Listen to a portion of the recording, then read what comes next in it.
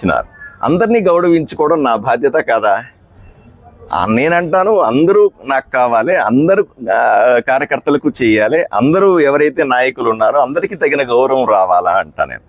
ఆయన లేదు అవన్నీ పట్టించుకోకూడదు, ఆ నియోజకవర్గంలో ఈ నియోజకవర్గంలో అలా జరగట్లేదు, నేను చెప్పిందే నడవాలా అంటాడు. ఒంటెద్దు పోకడు ఎవడది? ఆయనదే నాదే? ఆయనది ఒంటెద్దు పోకడు. ఆయన మిగతా తెలుగుదేశం పార్టీలో ఉన్న నాయకుల్ని కార్యకర్తల్ని వాళ్ళని కలుపుకొని పోవాల్సింది పోయి ఆయన విభేదిస్తూ నేనే ఒకడు నేనే అంటే అది ఎలా అవుతుందండి? ఆయన బురదంతా నాకు పూయాలని ట్రై చేస్తా ఉన్నాడు. ఆయన ఏదో నిగూఢంగా మాట్లాడతారు, వైఎస్ఆర్సీపీ వాళ్ళు ఎందుకు వ్యతిరేకించట్లేదు, వైఎస్ఆర్సీపీతో ఇండైరెక్ట్గా సపోర్ట్ చేస్తూ ఉన్నారు, ఇట్లా మాట్లాడే ప్రయత్నం చేస్తాను. కరెక్ట్ కాదు అది. వైఎస్ఆర్సీపీ నేను మళ్ళీ చెప్తా ఉన్నా, ఈ ఊరిలో జరిగినటువంటి 60-40కి నేను వ్యతిరేకము. 60-40ని భయంకరంగా వ్యతిరేకించి ప్రజలు నాకు ఓట్లు వేసినారు. దాని గురించి మళ్ళీ ప్రత్యేకంగా చెప్పాల్సిన అవసరం లేదు. 100కు 100%.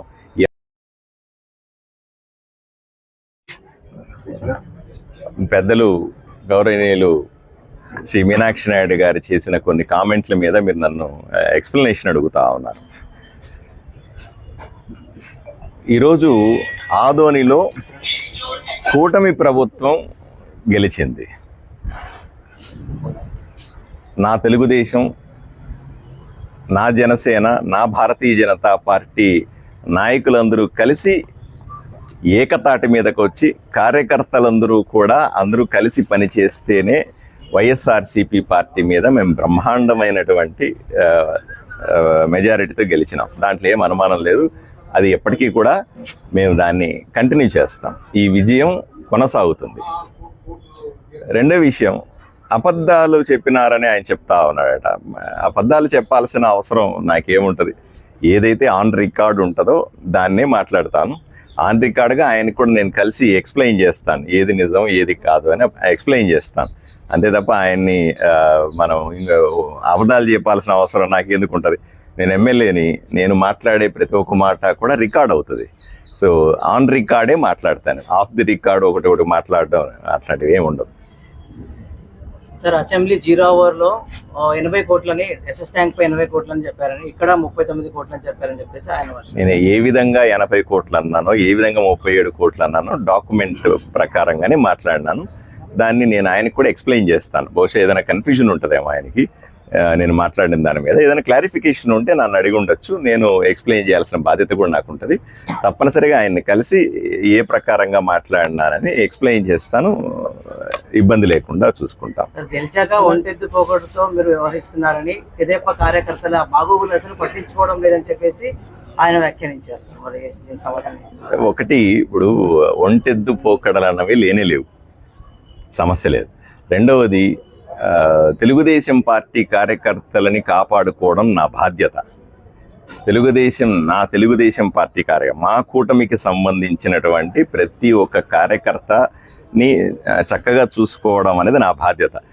ఒంటెద్దు పోకడలని ఏం లేదు. ఇప్పుడు పెద్ద ఆయనకు నాకున్నటువంటి ఒకే ఒక డిఫరెన్స్ మీరు అర్థం చేసుకోవాలి.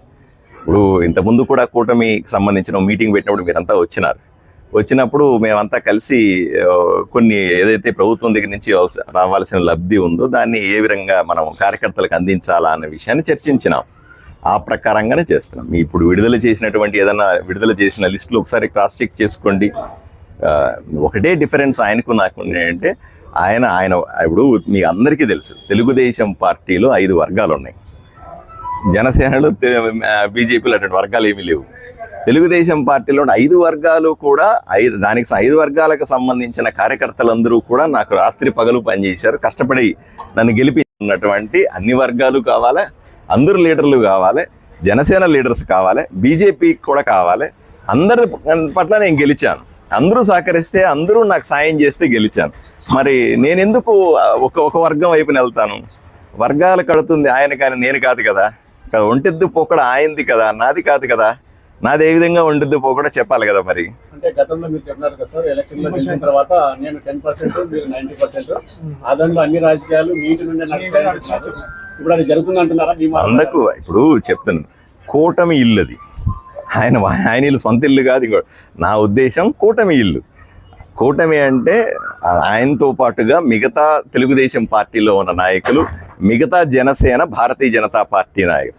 ఇప్పటికీ చెప్తాను, ఎప్పటికీ చెబుతాను, నేను కూటమిని రిప్రజెంట్ చేస్తున్నటువంటి ఎమ్మెల్యేని.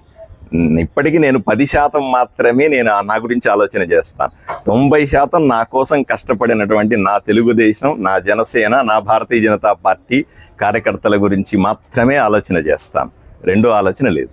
తెలుగుదేశం కార్యకర్తలు మమ్మల్ని ఏం పట్టించుకోవడం లేదు, మమ్మల్ని రావద్దు కూడా అంటున్నారు, మాకు ఏ విధంగా సాయం చేయడం లేదు అంటున్నారు సార్. ఎలక్షన్ల ముందు మీరు ఒకసారి తక్కువ ఉంది, కానీ ఇప్పటికీ టీడీపీ కార్యకర్తల పర్సెంటేజ్ ఎక్కువ ఉన్నా కూడా బీజేపీ కార్యకర్తలకి, నాయకులకి సహకరిస్తారు. 100% ఇప్పుడు ఉన్న వాళ్ళలో తెలుగుదేశం పార్టీ కార్యకర్తల సంఖ్య ఎక్కువ. అందువల్లే నేను మళ్ళీ చెప్తాను, మేము ఏదైతే లబ్ధి పొంది ఆ లిస్టులు ఇస్తాను, ఒకసారి చూడండి. మీరు మీ ప్రభుత్వం దగ్గర నుంచి ఏదైనా లబ్ధి రావాల్సిన ఈ 2 నెలల్లో జరగాల్సిన, నేను ప్రజలకు కూడా సమాధానం చెప్పాలి, ప్రజలకు కాదు, కార్యకర్తలకు కూడా సమాధానం చెప్పాలి. నేను కార్యకర్తలు దయచేసి రండి, మీకు ఇచ్చినటువంటి లిస్టులు నేను ఓపెన్గా పెట్టి చూపిస్తున్నాను. సోషల్ మీడియాలో కూడా చాలామంది సర్క్యులేట్ చేసుకున్నారు, వాళ్ళే సర్క్యులేట్ చేసుకున్నారు.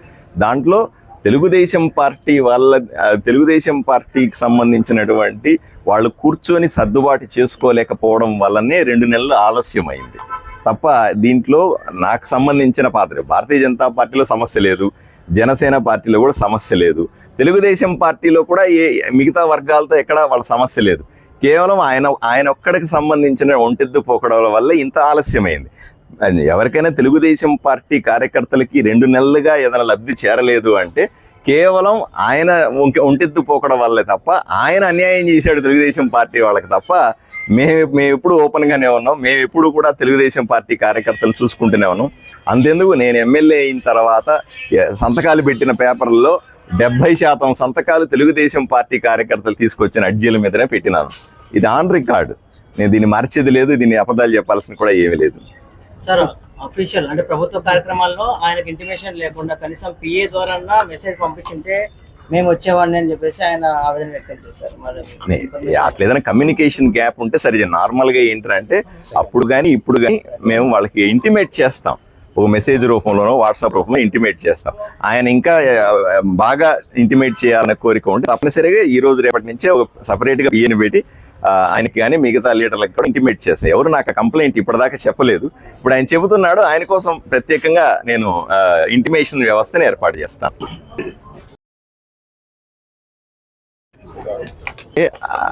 ఆయన వీడియో కూడా చూశాను. ఆయన ఏం చెప్తా ఉన్నాడు, వైఎస్ఆర్సీపీ పార్టీ వాళ్ళు భారతీయ జనతా పార్టీలో చేరుతా ఉన్నారు. ఇది ఆయన చెప్పే ఆలోచన. ఇది పార్టీకి సంబంధించిన అంశం.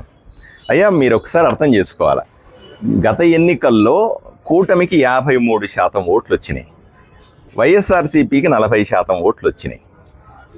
కూటమి మరిన్నిసార్లు అన్ని ఎన్నికల్లో గెలవడానికి తగిన విధంగా ప్రిపేర్ అవ్వాల్సిన అవసరం ఉంది.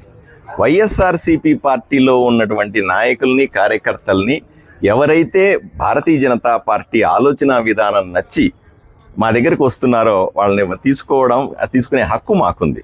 100% తీసుకుంటాం కూడా, ఇది కొనసాగిస్తాం కూడా. వైఎస్ఆర్సీపీ పార్టీ చేతిలో నలిగిపోయినటువంటి కార్యకర్తలు ఈరోజు మా దగ్గరికి వచ్చి చెప్తా ఉన్నారు, ఏమండి మేము అక్కడికి అసలు ఉండలేము, ఆ పరిస్థితి కాదు, మీ పార్టీలోకి వస్తాం, దయచేసి మేము కూడా మంచి రాజకీయాలు చేస్తాం అనుకునే అడిగే వాళ్ళందరినీ కూడా తప్పనిసరిగా పార్టీలోకి తీసుకుని మా బలాన్ని పెంచుకునే ప్రయత్నం చేస్తాం. ఈసారి 53% కూటమికి ఓట్లు వచ్చినాయి, వచ్చేసారి 75% ఓట్లు కావాలనే కోరుకుంటాం కదా.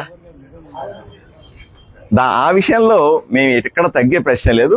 వచ్చిన వాళ్ళందరినీ కూడా తప్పనిసరిగా చేర్చుకుంటాం. పార్టీ బలాన్ని పెంచుకోవడం అనేది వ్యూహంలో భాగమే, అంతే తప్ప ఇంకో ఉద్దేశం కాదు. రెండోది కూడా చెప్తా ఉన్నాను, ఇప్పుడు వైఎస్ఆర్సీపీ నాయకులు ఎవరైతే కార్యకర్తలు మా దగ్గరికి వస్తున్నారో వాళ్ళంతా గత ఎన్నికల్లో మాకు వ్యతిరేకంగా పనిచేశారు.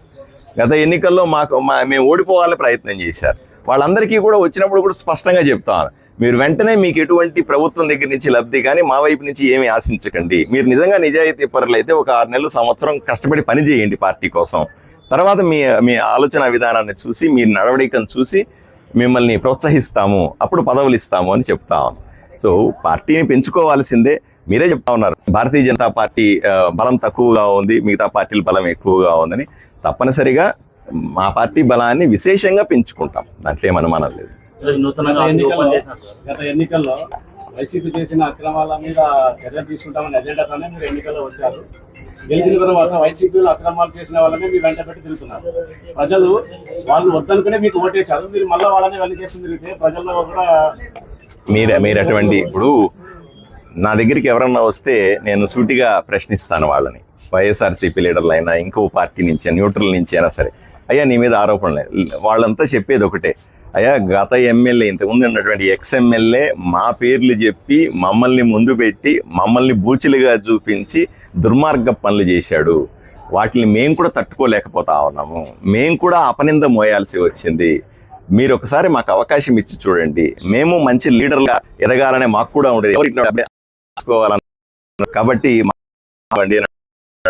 వాళ్ళు చెప్పి బయట మాట్లాడే వాళ్ళకు అర్థం కాదు. కాబట్టి తప్పనిసరిగా ఎవరైనా అవకాశం అడిగితే తప్పనిసరిగా అవకాశం ఇస్తాం, వాళ్ళ నడవడిక చూస్తాం. ఇంతకుముందు ఏం చేశారు అన్న దాన్ని వదిలిపెట్టి మా దగ్గరకు వచ్చిన తర్వాత, భారతీయ జనతా పార్టీలోకి వచ్చిన తర్వాత వాళ్ళ నడవడికని స్పష్టంగా చూసిన తర్వాత ఏం చేయాలో నిర్ణయం తీసుకుంటాం. ఆ ఇంటి మీద కాకి ఈ ఇంటి మీద వాళ్ళగానే చిలకైపోతుందా సార్?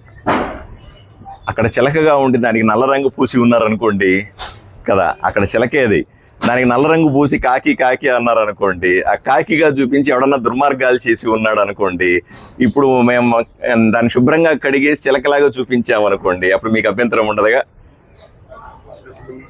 సమర్థించుకుంటున్నారు సార్ రైతులని. పార్టీ అంశాలని, పార్టీలో చేరికలని నేను 100% సమర్థించుకుంటాను. ఎందుకంటే పార్టీ బలాన్ని పెంచుకోవాలి. పార్టీ బలాన్ని ఎక్కడి నుంచి పెంచుకోవాలి కదా, ఏ మిగతా పార్టీల్లో ఎవరైనా బలవంతులు ఉంటే వాళ్ళందరినీ, లేదా మిగతా పార్టీల్లో ఎవరన్నా పార్టీ కోసం సీరియస్గా పనిచేసే వాళ్ళని మేము తీసుకొని పెంచుకోవాల్సిన అవసరం ఉంది. అలాగే ఇప్పుడు నేను తెలుగుదేశం పార్టీ కార్యకర్తలు అనుకోండి, వాళ్ళని ఎక్కువ మందిని నేను పార్టీలోకి తీసుకుని బాగుండదు. ఎందుకు కూటమిలో ఉన్నాం, జనసేన ఉంది, జనసేన పార్టీలో నుంచి ఎక్కువ మంది తీసుకోవడం సాధ్యం కాదు. అదే సందర్భంలో ఇంకా నాకు మిగిలిన పార్టీలు ఏమిటి, వైఎస్ఆర్సీపీ పార్టీలో ఉన్నటువంటి మంచివాళ్ళు, లేకపోతే పార్టీలోకి వచ్చి మేము నిక్కర్సుగా బీజేపీ కార్యకర్తగా ఉంటాం అనుకున్న వాళ్ళు, లేదా మిగిలిన పార్టీల్లో ఎవరన్నా ఉన్న వాళ్ళు న్యూట్రల్గా ఉన్న వాళ్ళని తీసుకుంటే కదా నా బలం పెరుగుతుంది, లేకపోతే ఎలా బలం వస్తుంది ఆలోచన చేయండి. రెండోది, ఇప్పుడు ఉన్న 53% కూడా సరిపోదని కదా మా వాదన. 53% బలం కూడా మాకు సరిపోదు, నెక్స్ట్ టైం 75% ఓట్లతో కూటమి ప్రభుత్వాలన్నీ ఏర్పడాలని కదా మా ఉద్దేశం. నేను ఒకటే చెప్తా ఉన్నాను, పెద్ద ఆయనకు కూడా చెప్తా ఉన్నా, పెద్ద ఆయన అనవసరంగా తెలుగుదేశం పార్టీ కార్యకర్తలను రెచ్చగొట్టే ప్రయత్నం చేస్తూ ఉన్నాడు. అనవసరంగా రెచ్చిపోవాల్సిన పరిస్థితులు లేవు ఇక్కడ. ఎందుకంటే నేను ఎప్పుడూ కూడా తెలుగుదేశం పార్టీ కార్యకర్తల వైపునే ఉన్నాను, తెలుగుదేశం పార్టీ కార్యకర్తలకు మంచి చేయడానికి మాత్రమే ఉన్నాను. నేను ఆ వీడియోలో చూశాను, ఎమ్మెల్యే దుర్మార్గాలు చేసినాడు, అదే దుర్మార్గాలు నాకు ప్రభుత్వం వచ్చింది కదా నేను చేస్తానంటే ఒప్పుకునే వ్యక్తిని కాదు నేను. చంద్రబాబు నాయుడు గారు నాకు అలా చెప్పలేదు. చంద్రబాబు నాయుడు గారు చాలా స్పష్టంగా చెప్పారు, ఎవ్వరూ తప్పు చేసినా ఎమ్మెల్యేలదే బాధ్యత అని చెప్పినాడు. కాబట్టి ఈ ఊరిని కాపాడుకోవడానికి 60-40 నుంచి కాపాడుకోవడానికి నేను నిరంతరం పనిచేస్తానని మాత్రం ప్రజలకు హామీ ఇస్తాను. సార్, ఇసుక విషయంలోనూ ఎర్రమట్టి విషయంలోనూ వైసీపీ నుంచి అక్రమాలు జరుగుతున్నాయి ప్రస్తుతం. దాని మీద మీరేం చెప్పడం లేదు, వాళ్ళకి ఎటువంటి ఇన్స్ట్రక్షన్స్ చేయడం లేదు. గతంలో 16,000కి టిప్పర్ దొరికే ఇసుక ఇప్పుడు 25,000 నుండి 26,000 వరకు దొరుకుతుంది. ప్రభుత్వం మేము ఉచితమని చెప్తుంది, కానీ గతంలో కన్నా రెండింతలు పెట్టి కొనాల్సిన పరిస్థితి వస్తాం. దీనికి చంద్రబాబు నాయుడు గారు ఆల్రెడీ స్పష్టమైన జవాబు కూడా చెప్పి ఉన్నారు. ఏమండి, వర్షాకాలం వచ్చింది, వర్షంలో ఇసుక దొరకడం కూడా, ఇప్పుడు నదుల్లో నీళ్లు వచ్చేస్తూ ఉన్నాయి, ఇసుక దొరకడం కష్టం అవుతా ఉంది. కాబట్టి మళ్ళీ ఇసుక డంపుల్ని రీరీచ్ చేసుకొని తర్వాతనే ప్రజలకు ఇవ్వగలం అని స్పష్టంగా చెప్పాం. చాలామంది ఎమ్మెల్యేలు కూడా ఈ దృష్టిని సీఎం గారి దృష్టి తీసుకెళ్లారు. ఏమండి, ఇప్పుడు ఈ వర్షాకాలం వచ్చేయడం, సడన్గా ఈ కొరత ఏర్పడడం వల్ల గతం కంటే ఎక్కువ కాస్ట్ ఉందని పేపర్లో వస్తూ ఉందండి, అది మంచిదంటే చాలా ఆయన క్లారిటీ ఇచ్చినారు. ఇసుక విధానాన్ని మరింత సరళతరం చేస్తాము, కొంచెం ఓపిక పట్టండి. ఈ ఇసుక విధానం ఈ వర్షాకాలంలో ఎలా ఉండాలి, రీచ్ ఎలా ఉండాలి, దీని నుంచి ఎవరు ఇసుక 100కు 100% ఇసుక ₹1 పెట్టి కూడా కొనాల్సిన పని లేదు. కాకపోతే ట్రాన్స్పోర్ట్ ఖర్చులు అనే పేరు మీద, ట్యాక్స్ అనే ఖర్చు పేరు మీద రకరకాలుగా ఇక్కడ కొంతమంది అడ్వాంటేజ్ తీసుకుంటా ఉన్నారు. ఇది మంచిది కాదు అనే విధానంలో కూడా ఉన్నాం. అట్లాంటి జరగకుండా చూసే బాధ్యతే కదా మాది. తప్పులు ఎక్కడ చిన్న చిన్న పొరపాట్లు ఉంటే మా దృష్టికి తీసుకురండి, తప్పనిసరిగా వాటిని సరిచేసే బాధ్యత నేను తీసుకుంటాను.